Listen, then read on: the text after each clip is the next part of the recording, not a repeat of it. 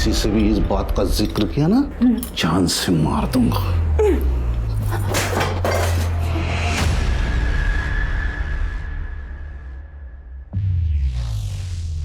कौन है तुम?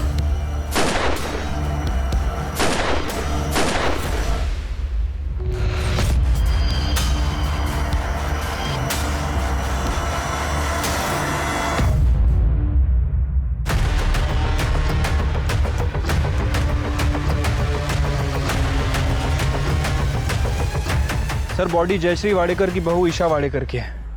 3 गोलियां मारी गई हैं सर। और बॉडी देख के लग रहा है कि मर्डर लगभग कल शाम के आसपास हुआ है। ये अपने पास आए थे ना पति की मिसिंग कंप्लेंट लिखवाने? हाँ सर, अजिंक्य वाडेकर।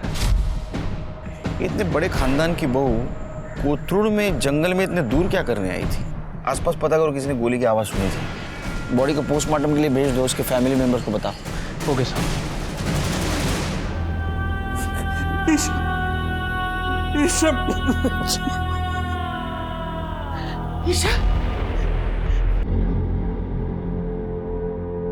अजिंक्य कितना प्यार करते हो तुम मुझसे? प्यार? इतना प्यार कि तुम्हारे लिए अपनी जान दे भी सकता हूँ और किसी और की ले भी सकता हूँ। सच? झूठ नहीं बोलता मैं कभी भी, समझी? तुम मुझसे शादी क्यों नहीं कर लेते?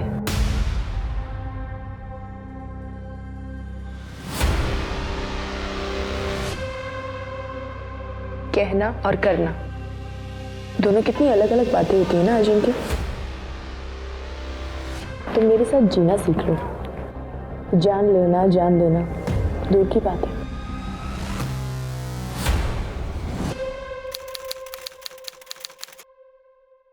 अरे रुको रुको, क्या दादा वहनी को घर ला रहे हो और जेब भी ना हल्की करनी पड़े? ये तो नहीं चलेगा। अरे बिना टोल टैक्स तो गवर्नमेंट भी जिले में घुसने नहीं देती। यहाँ तो आप वहनी को घर ला रहे हो। चलो मेरा टोल टैक्स दो। ये ले तेरा टैक्स, पूरे 50,000। चल अब जाने दे। बस 50,000? इतने में तो अच्छा सा ढंग का फोन भी नहीं आएगा। चलो इसे डबल कर दो। तुझे समझ नहीं आता क्या कहा मैंने? जितना दिया है उतना रख ले। अरे चिढ़ तो उसका चला पीछे। उसके इकलौते भाई की शादी है। रुक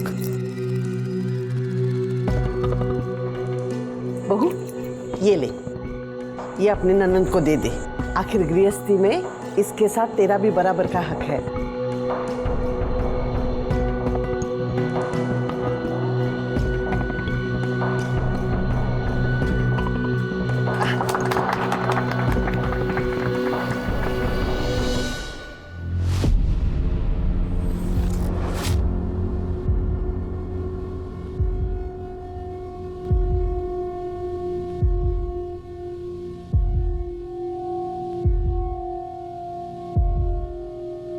तुम्हें कोई प्रॉब्लम तो नहीं है ना?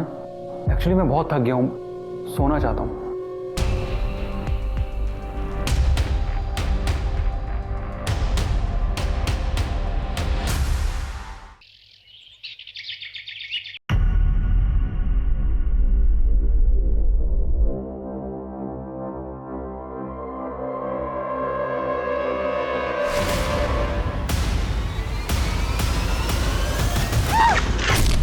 अरे मैडम ठीक हो आप? मैडम अरे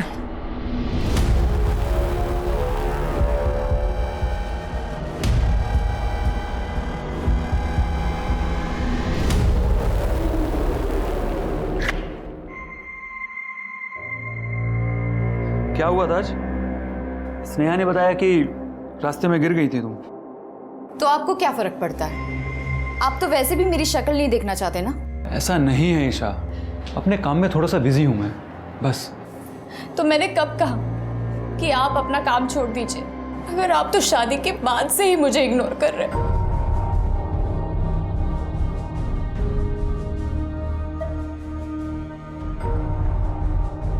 ईशा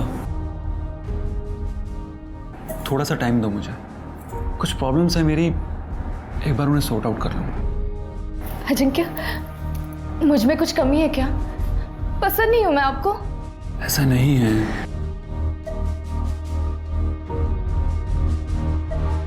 ईशा, ईशा, ईशा सुबह फ्लाइट है मेरी, मुंबई जाना है मुझे, जल्दी उठना है तो सोने जा रहा हूं। अजिंक्य,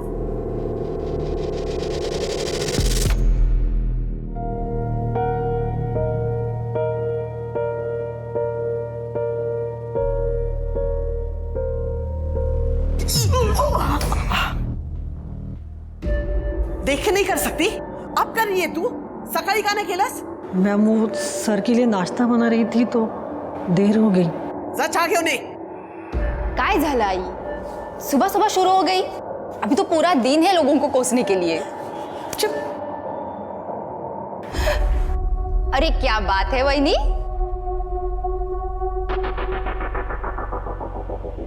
सच बताइए, कल रात दादा ने आपको सोने नहीं दिया ना, इसलिए आपकी नींद लेट खुली ना? वैसे दादा है कहाँ? कई दिनों से नहीं दिखे। सुबह उठेगी तो पता चलेगा ना। हाँ, ऑफिस गया है वो। तसा तुमचा डोळा तर दुपारपर्यंत उघडतच नाही।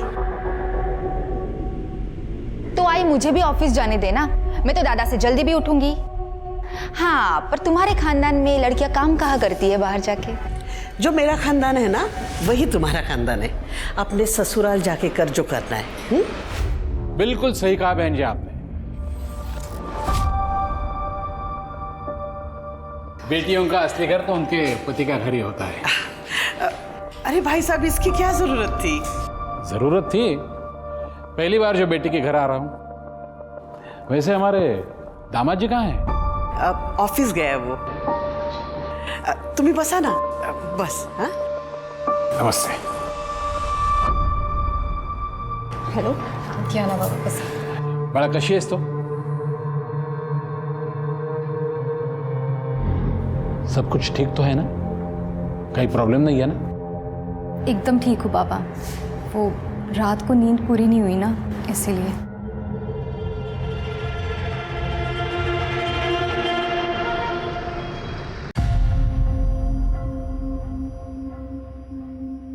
भाई क्या है ये खरोड़ गांव की जमीन खरीदने से मैंने आपको मना किया था, फिर क्यों खरीदी आपने? अमित ने अपने सोर्सेज से कंफर्म कर लिया है। वहां गवर्नमेंट का बहुत बड़ा पावर प्लांट लगने वाला है। जमीनों के दाम बढ़ने वाले हैं। ये अमित, इसकी बात पर आपको मुझसे ज्यादा भरोसा है। इसको तो मैं भी छोड़।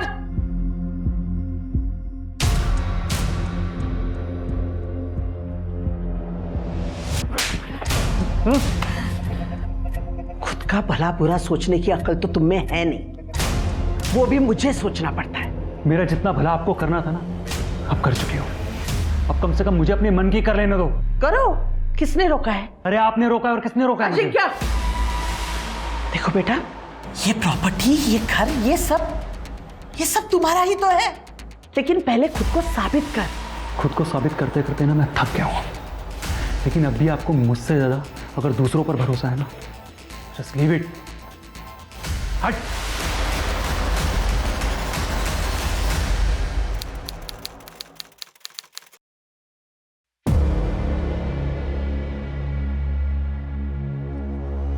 अच्छा एक बात बता, ये तेरा भाई है, अगर ये वापस ही नहीं आया तो तेरी तो मौज ही मौज, सारी प्रॉपर्टी तेरी। कुछ भी बोलते हो यार। आई मुझे ऑफिस तक जाने नहीं देती, प्रॉपर्टी क्या खाक देगी? और वैसे भी भाभी है ना, भैया के बाद प्रॉपर्टी तो भाभी को ही मिलेगी। चलो भाभी को आधी प्रॉपर्टी मिल गई, बाकी बची हुई प्रॉपर्टी तो तेरी हुई। 1 रुपया नहीं मिलेगा मुझे आसानी से, कुछ तो करना पड़ेगा उसके लिए।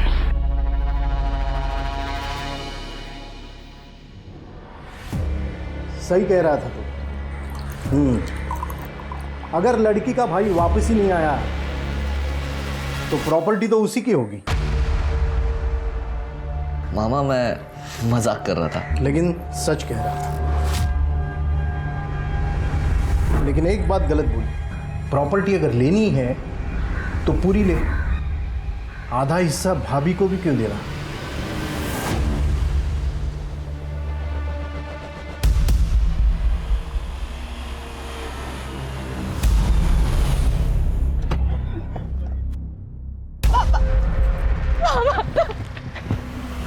Sorry, don't worry. अजिंक्य का नंबर दे, उसको ट्रैक करेंगे, उसका लोकेशन पता चल गया। अब अरे सर इसकी कोई जरूरत नहीं, मैंने कहा ना आपसे अजिंक्य वापस आ जाएगा। आई 15 दिन से गायब हो, 10 दिन से उनका फोन बंद है और आपको कोई टेंशन नहीं हो रही है। अगम आपकी बात हुई अजिंक्य से? नहीं। बहुत रिलैक्स नजर आ रही हैं। कहीं फंसा होगा, किसी प्रॉब्लम में होगा, उसका नंबर ट्रैक करेंगे प्रिकॉशन के तौर पर। नंबर दीजिए, उसका फोटो भी देना। सही फोटो उनका। चलिए।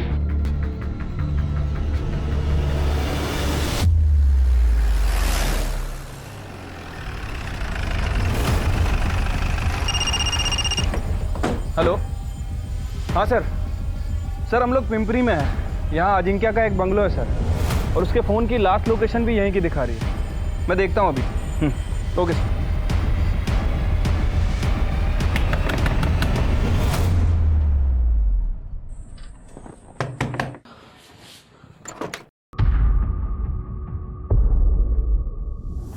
अजिंक्य को बुलाओ।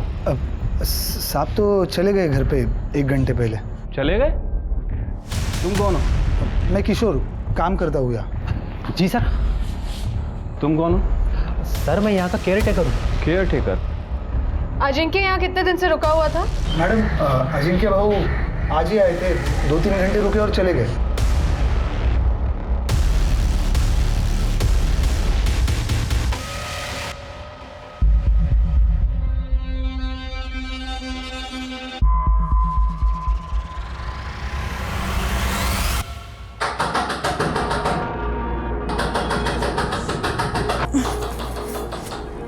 अजिंक्य कहाँ चले गए थे आप? मैं कितना डर गई थी।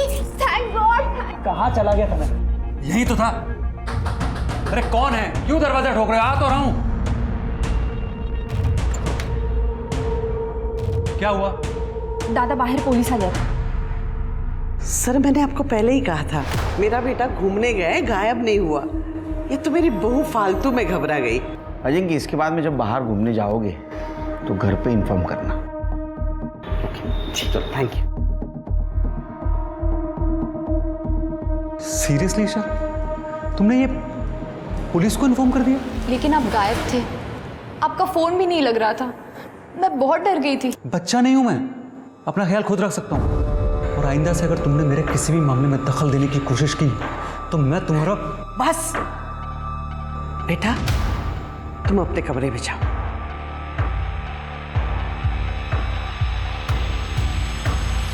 इसके ऊपर गुस्सा निकालने से अच्छा है तुम इसे खुश रखने की कोशिश करो। आज तो मैंने तुम्हें फोन कर दिया, लेकिन तुमसे परेशान होकर अगर इसने अपने बाप को फोन कर दिया और कुछ कह दिया तो तुम बड़े प्रॉब्लम में फंस सकते हो।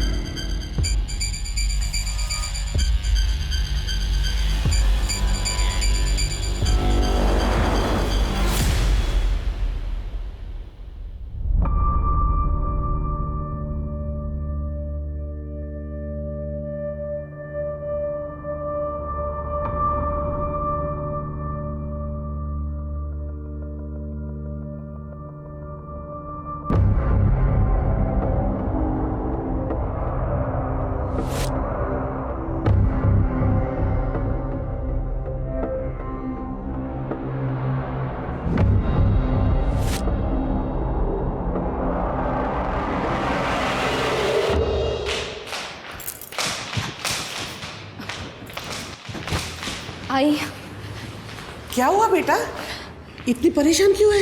आई वो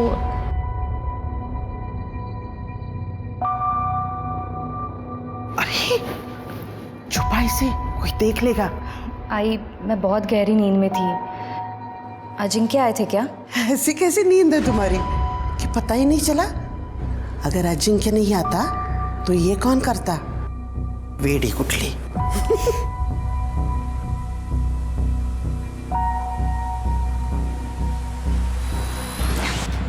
थैंक्स। तेरे भाई का भी बढ़िया है, अपनी मर्जी से आता है, अपनी मर्जी से जाता है। पता नहीं तेरी भाभी कैसे झेल रही है उसे। इसमें झेलने की क्या बात है? घर में किसी चीज की कमी थोड़ी ना है। एग्जैक्टली घर में किसी चीज़ की कमी थोड़ी ना है, करोड़ों की प्रॉपर्टी अलग से। अगर ये सब नहीं होता ना तो कब का छोड़ के भाग गई होती तेरी भाभी तेरे भाई को। ऐसा कुछ नहीं है, वहीनी बहुत खुश है दादा के साथ। ये खुशी ना सिर्फ दिखावा है, चाहे तो देख लेना। अगर कल को तेरी ये भाभी तेरी दूसरी आई बन के तेरे सर पे ना बैठी ना तो बताना मुझे।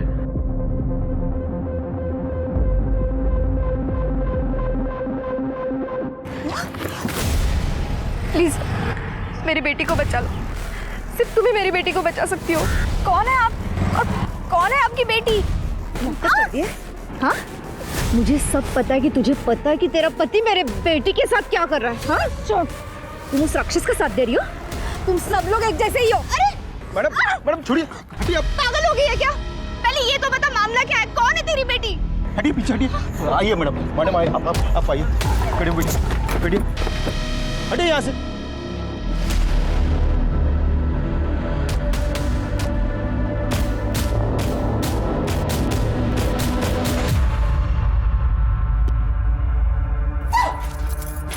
अगर किसी से भी इस बात का जिक्र किया ना, जान से मार दूंगा।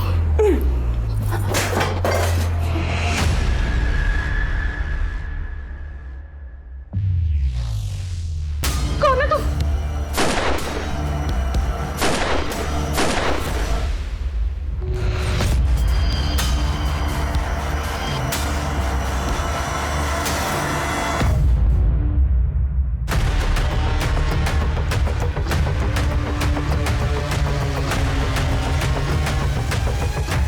सर बॉडी जयश्री वाडेकर की बहू ईशा वाडेकर की है।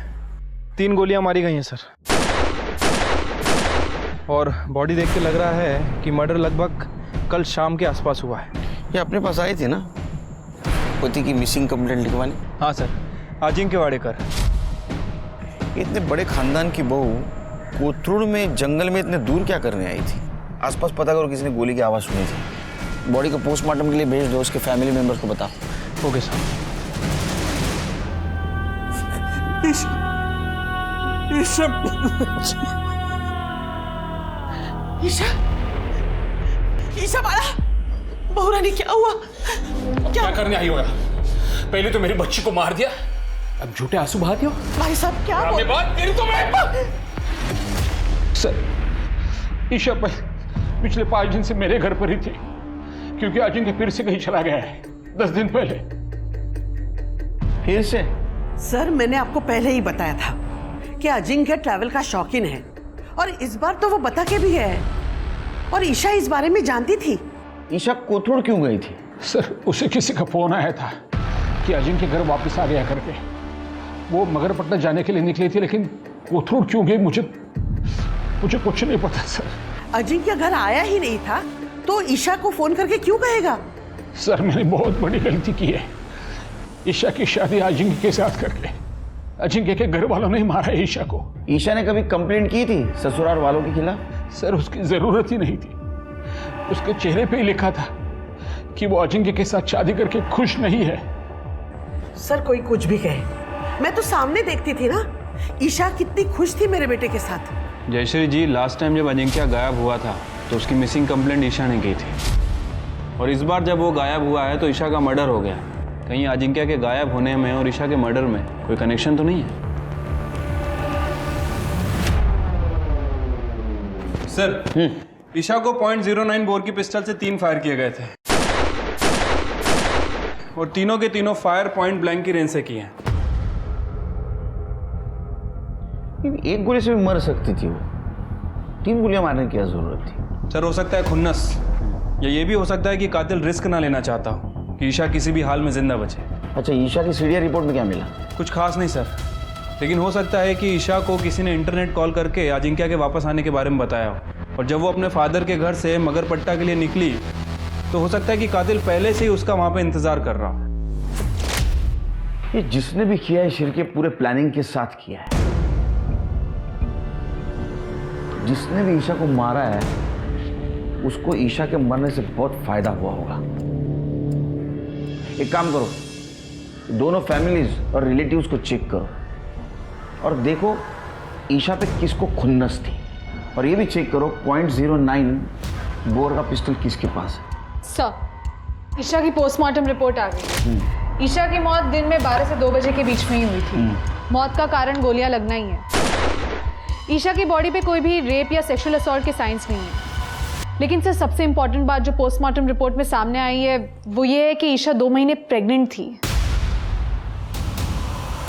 इसका मतलब उन दरिंदों ने ईशा के साथ साथ उसके बच्चे को भी मार दिया? नहीं सर, ईशा ने अपने प्रेगनेंसी के बारे में मुझे कुछ नहीं बताया। वो क्यों छुपा रही थी? आप कुछ जानती हैं इस बारे में? नहीं, वहीनी ने मुझे कुछ नहीं बताया था। सर, हमने खबरियों को कॉन्ट्रैक्ट किलर्स के पीछे छोड़ दिया है। उन्हें कुछ भी पता चलेगा तो वो हमें इन्फॉर्म करेंगे। और सर, जहाँ तक बात है ईशा की फैमिली की, तो ईशा की फैमिली में किसी के पास भी .09 बोर की पिस्टल नहीं है। सर, मुझे तो शुरू से ही दाल में कुछ काला लग रहा था। श्री दाल में काला नहीं, पूरी दाल काली है। एक काम करो श्री, ये ईशा का थरोली इन्वेस्टिगेशन करो। हो सकता है उसकी प्रेगनेंसी उसके मौत का कारण हो। और तुम उसका घर और ससुराल में जितने भी नौकर हैं उनसे बात करो, देखो कुछ बोलते हैं क्या। और वो पीएम डॉक्टर, उससे बोलना ईशा का और उसके होने वाले बच्चे का विसारा प्रिजर्व करके रखे। बहुत कॉम्प्लिकेटेड केस है, ये विसारा जरूर काम आएगा। ठीक है सर।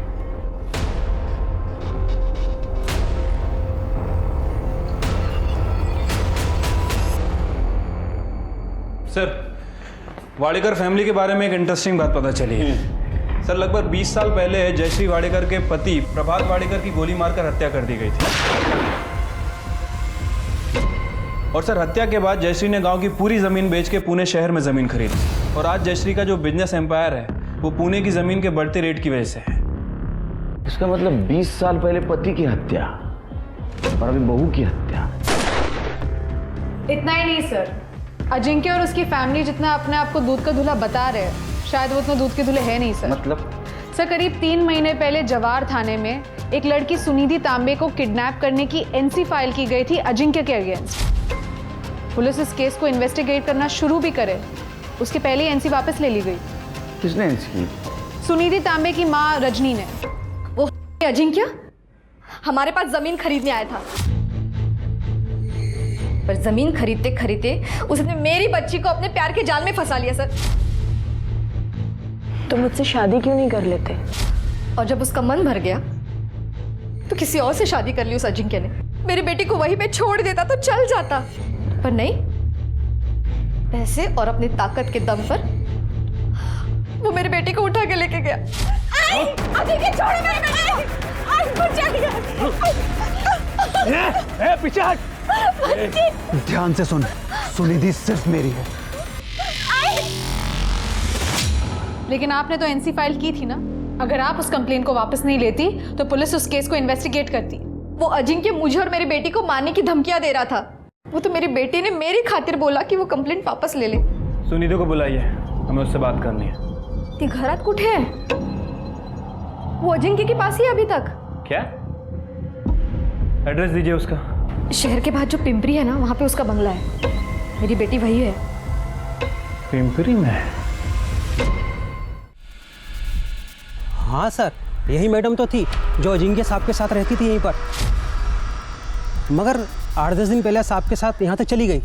ये मैडम को कभी देख के ऐसा लगा कि वो अजिंक्य के साथ जबरदस्ती रह रही है? नहीं सर, ऐसा तो ज़बरदस्ती मुझे कुछ नहीं लगा। दोनों पार्क में साथ में बैठते थे, सुबह शाम घूमने जाया करते थे, कभी कभी बाहर भी जाते थे। Are you sure इन दोनों के बीच में कभी कोई गड़बड़ नहीं थी? नहीं मैडम, दोनों के बीच में तो कुछ गड़बड़ नहीं थी, लेकिन एक दूसरी मैडम आई थी साहब के यहाँ से जाने के 1 दिन पहले, तब दोनों में बहुत झगड़ा हुआ था। क्या वो औरत ये थी? हाँ, यही थी। निकल, चल यहाँ से। निकल इधर से। मैं पुलिस में जाऊंगी। अरे हाँ, तेरे को जहाँ जाना है जा, डरता नहीं हूँ मैं किसी से।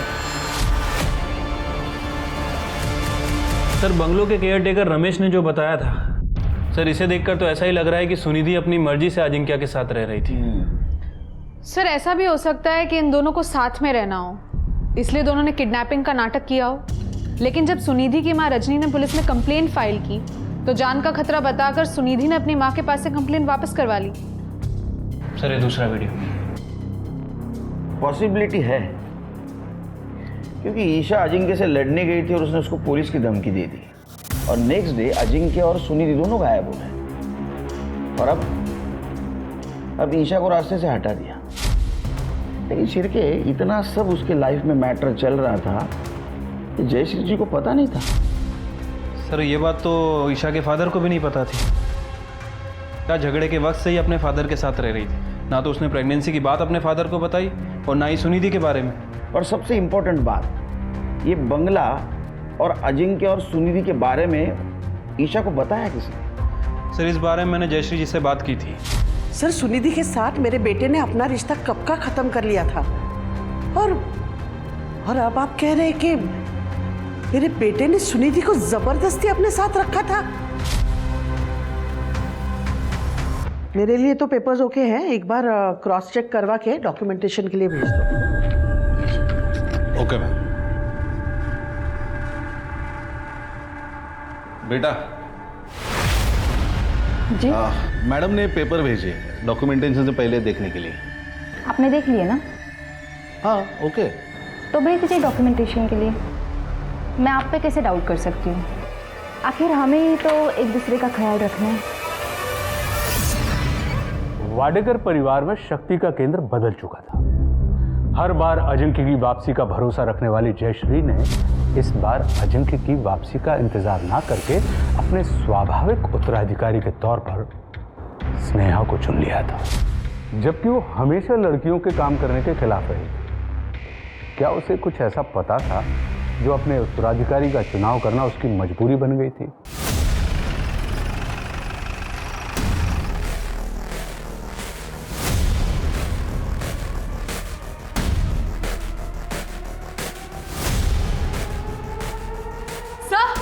ये देखिए,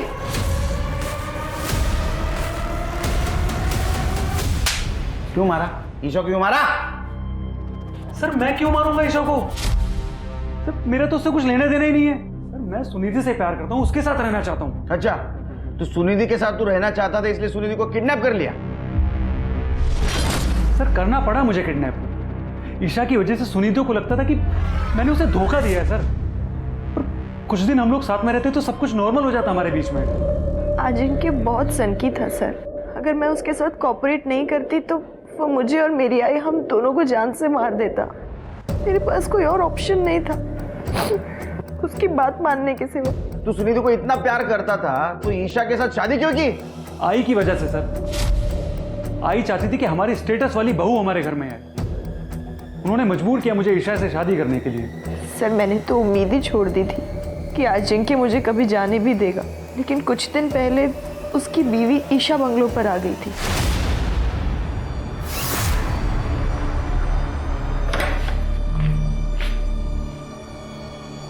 प्लीज मुझे बचा लो, प्लीज। अजिंक्य मुझे जान से मार दे, प्लीज।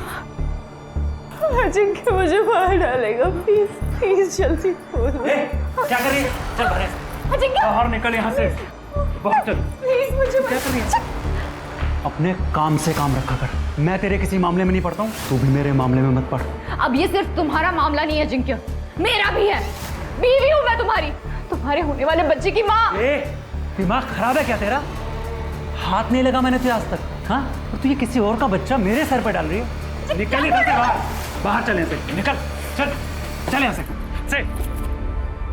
मैं पुलिस में जाऊंगी और इस लड़की के बारे में सब कुछ बता दूंगी। अरे हाँ, तेरे को जहाँ जाना है जा, समझी? डरता नहीं हूँ मैं किसी से। तो क्या ईशा का बच्चा तेरा नहीं था? सर हमारे बीच में कभी कुछ हुआ ही नहीं है। तो झूठ मत बोला, डीएनए सब सच बोलेगा। सर आपको जो टेस्ट करवाना है करवा लीजिए, जब मैंने कुछ किया ही नहीं तो डरना किस बात का?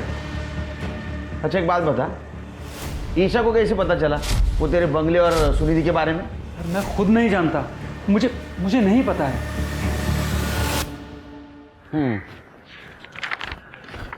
सर अजिंक्य के फ़ोन लोकेशन के हिसाब से पिछले 2-3 महीने में उसकी फ़ोन की लोकेशन वाडेकर हाउस में बहुत कम रही है सर। ये देखिए, कभी एक दिन कभी आधा दिन। सर कहीं वो सच तो नहीं कह रहा है? मतलब वाकई में ईशा का किसी के साथ कोई अफेयर चल रहा था और इसीलिए शायद उसने अपनी प्रेगनेंसी की बात छुपाई। नहीं लेकिन शिरके, अजिंक्य जैसा आदमी जिसने सुनिधि को किडनैप किया और बलजबरी अपने साथ रखा, उसका डीएनए टेस्ट करने के बाद ही पता चलेगा वो झूठ बोल रहा है सच बोल रहा है। अगर झूठ बोल रहा है तो अरेस्ट कर लेंगे, और अगर वो सच बोल रहा है तो इसका मतलब ये है कि ईशा की जिंदगी में कोई और था। जब आपको मालूम है कि ईशा का संबंध किसी और आदमी के साथ था, तो मेरे बेटे को क्यों पकड़ के रखा है? उसे बेवजह जयश्री जी शायद अब ये भूल रही है कि आपके बेटे के खिलाफ किडनैपिंग और रेप के चार्जेस है। सर, ऐसे चार्ज तो 50-60 हजार में वापस लिए जाते हैं, और ये काम है सुनिधि जैसे लड़कियों का, जो हम जैसे अमीर खानदान के लड़कों को फंसा के ये सब पैसा वसूल करती है। देखिए जयश्री जी, जी हाँ जी। आप कहाँ से आ रही है? ऑफिस से। सब दादा के नहीं रहने पर किसी को तो काम संभालना पड़ेगा ना। अब आई अकेले तो सब कुछ नहीं संभाल सकती। लेकिन आपके दादा भी जिंदा है और आपके वहिनी का मर्डर हुआ है। आप कहना क्या चाहते हैं सर? कहना नहीं, पूछना चाहता हूँ। आपके वहिनी के अफेयर के बारे में कुछ पता है आपको? नहीं, मुझे इसके बारे में कुछ नहीं पता। शिरके, मुझे डाउट आ रहा है इन लोगों पर, घुमा रहे हैं हमें। एक काम करो, ये ईशा के कांटेक्ट में जितने भी मर्द है सबका डीएनए टेस्ट करवाओ और शुरुआत इस घर के नौकरों से करो। ठीक है सर।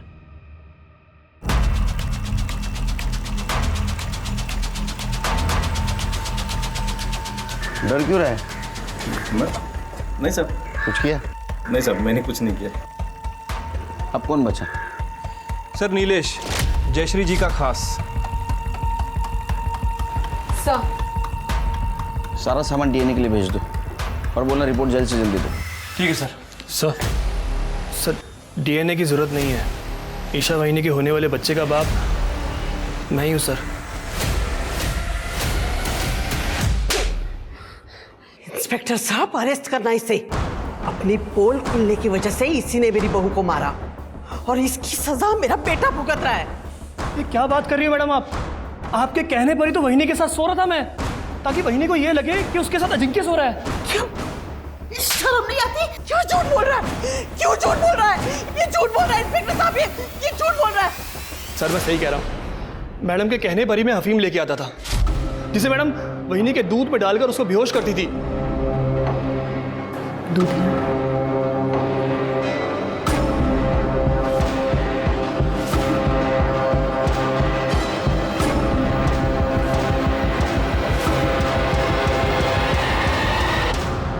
सर ये झूठ बोल रहा है, ये झूठ बोल रहा है।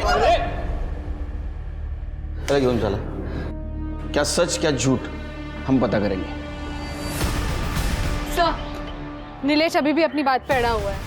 उसका कहना है कि उसने जो कुछ भी किया जयश्री के कहने पे किया है। लॉजिकली सोचो शिरके, एक बड़ा घर है, उस घर में एक नौकर है और उसने उस घर के बहू के साथ संबंध बनाए हुए हैं और घर में किसी को मालूम नहीं। सर पॉसिबल तो नहीं है, लेकिन हमारे पास जयश्री के खिलाफ कुछ है भी नहीं। सिर्फ वो एक नीलेश का स्टेटमेंट है। नहीं, सबूत तो नहीं है, लेकिन वाडेकर हाउस में एक आदमी है जिसके चेहरे पे लिखा है वो कुछ जानता है।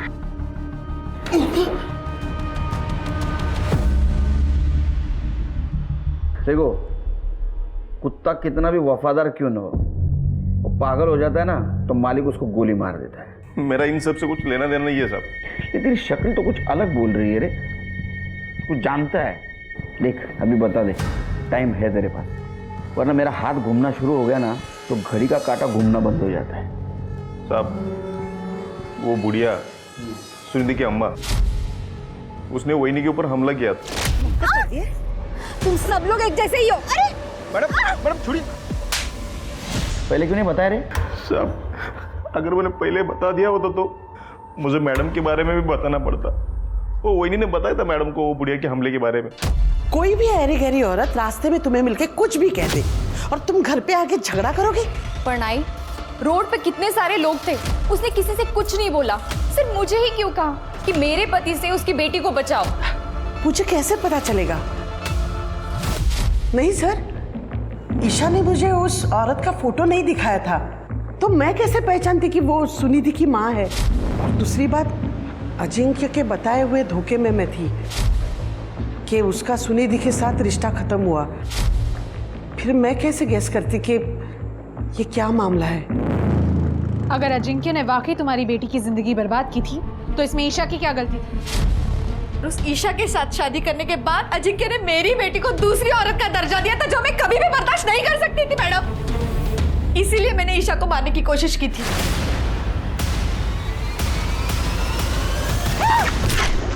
अरे मैडम ठीक हो आप? लेकिन वो बच गई, इसलिए तुमने दोबारा ट्राई किया। तुम सब लोग एक जैसे ही हो। अरे मैडम छोड़िए। लेकिन तीसरी बार ईशा बच नहीं पाई। वाकई तुमने उसे मार दिया। नहीं नहीं, मेरी आई ने ईशा को नहीं मारा है। मेरी आई किसी को भी नहीं मार सकती है। मैंने सुना था ईशा को 3 गोलियां लगी थी ना। एक बार हमारी हालत तो देखिए। मैं अपने बच्चे का इलाज नहीं कर पा रही थी हॉस्पिटल में, इसलिए उसको घर पे लेके आई। जो धक्का वक्का करना था वो मैंने किया, पर ईशा पे गोलियां चलाने के लिए पैसे मेरे पास नहीं थे। मैडम लेके जा रहे हो? मैडम छोड़ो मैडम, मैंने कुछ नहीं किया। मेरी आई ने कुछ नहीं किया है। सर ये जयश्री कभी नहीं चाहती थी कि स्नेहा बिजनेस में दखल अंदाजी दे, लेकिन अब ये स्नेहा बिजनेस में दखल अंदाजी देने लगी है।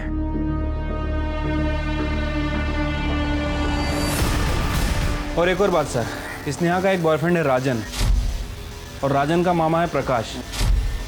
पिछले दिनों इन दोनों को अजिंक्य के पिंपरी वाले बंगले पे चक्कर लगाते हुए देखा गया है। केयरटेकर रमेश ने इन दोनों को पहचाना है सर।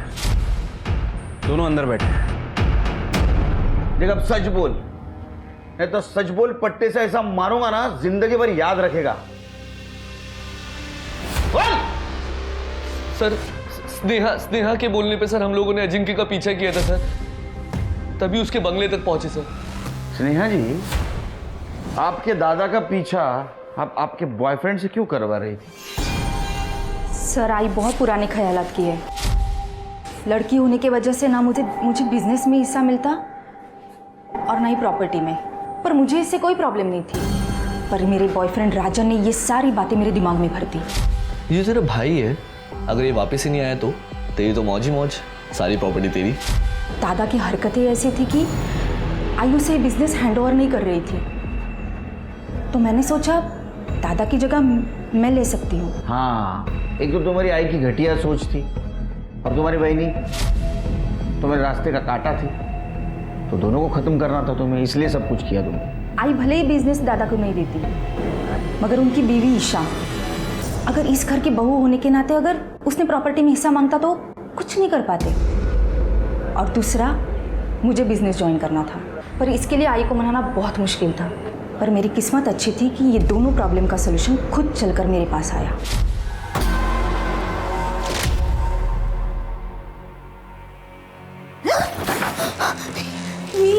ये क्या कर रहे हैं आप?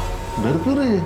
हाँ, ये मुझे पता है तेरा पति अजिंक्य तुझे खुश नहीं रख पाता। तो बोले तो वो कभी मैं पूरी कर दूं? हिम्मत कैसी हुई आपकी ये सब सोचने की? मैं भी आई को सब बोल दूंगी, सब बता दूंगी। अगर किसी से भी इस बात का जिक्र किया ना, जान से मार दूंगा। वैसे भी तो किसी से भी ये बात कहेगी ना, तेरी बात कोई नहीं मानेगा। लेकिन अगर मैं आई को बताऊंगी ना, तो वो जरूर मानेगी।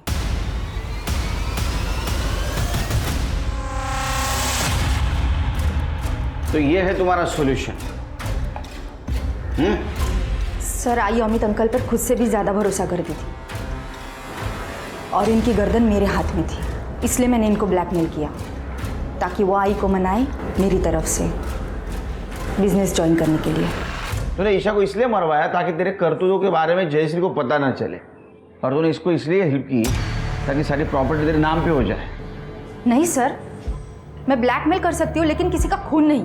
मैंने वही को रास्ते से हटाने के लिए उनके साथ माइंड गेम खेला था। इतनी अच्छी जिंदगी है आपकी, क्यों बर्बाद कर रही हो उसे? छोड़ दो ना दादा को। वेडिया है इसका तू? शादी हो चुकी है मेरी। जिसकी कोई वैल्यू ही नहीं है उनको।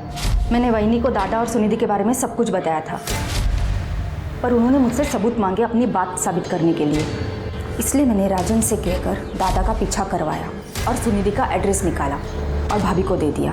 वहीनी ने अपनी आंखों से सारी सच्चाई देखी थी, मगर किसी से कुछ नहीं कहा, और अगर मैं किसी से कुछ कहती तो दादा ही मुझे जान से मार देते। इसलिए मैं भी चुप बैठी। स्नेहा भी यही बात रिपीट कर रही थी, और मुझे भी ये बात परेशान कर रही थी। अगर उस दिन ईशा ने अजिंक्य और सुनिधि का झगड़ा देखा तो उसने किसी को बताया क्यों नहीं? झगड़ा कितनी तारीख को हुआ था? सर 5 तारीख को। तुरंत 5 तारीख का ईशा का मोबाइल लोकेशन और कॉल डिटेल्स निकालो और देखो वो कहाँ गई थी, किससे बात की, किससे मिली, सब डिटेल्स निकालो। सर। अरे नीलेश और अजिंक्य उनके डीएनए रिपोर्ट का क्या हुआ? Sir we on it. Good. Sir Prabhat Wadekar याद है? हाँ, जयश्री का पति। सर ये उसी की केस फाइल है।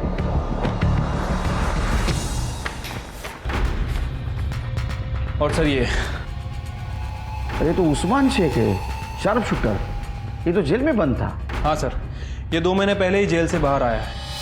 और सर इसका प्रकाश वाडेकर के मर्डर में बहुत ही तगड़ा लिंक है सर। प्रभात वाडेकर की मौत .09 बोर की पिस्टल से हुई थी और ये उस्मान के पास भी .09 बोर की पिस्टल है। इसके ऊपर पुलिस केस भी हुआ था, कोर्ट में पेशी भी हुई, लेकिन इसके खिलाफ कोई सबूत नहीं मिला, इसलिए इसे रिहा कर दिया गया।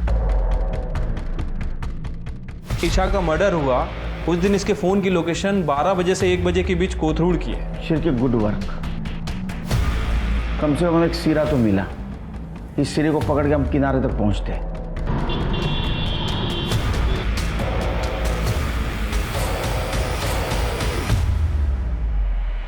जयश्री जी, आपने झूठ बोला हमसे।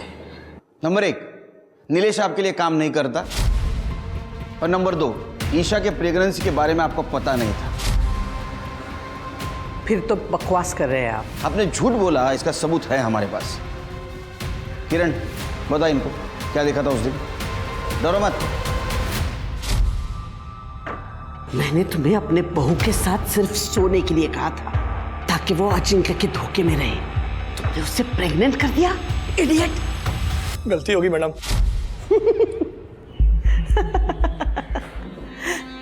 इस किरण के कहने पे आप मुझे अरेस्ट करोगे, जयश्री वाडेकर को? पिछले 15-20 साल से ये यही पड़ी है। इसके मुंह पे अगर मैं 5-50 हजार रुपया मार दूं ना तो पलट जाएगी ये। फिर क्या करोगे आप? फिर हम आपके पति प्रभात वाडेकर का केस ओपन करेंगे, जिसको 20 साल पहले आपने सुपारी देकर मरवाया था उस्मान शेख के हाथों से, और अब ईशा को मरवाया है उसी के हाथों से। इतना काफी है ना? Climax police station. ये रहा उस्मान, पहचाना ना इसको? और ये रही उस्मान की गन जिससे तूने ईशा और प्रभात वाडेकर को मरवाया था, और ये रही कैश जो तूने उस्मान को सुपारी के तौर पे दी थी। इसका कन्फेशन और स्टेटमेंट भी हमारे पास। अरे मेन प्रूफ तो बताना भूल ही गया।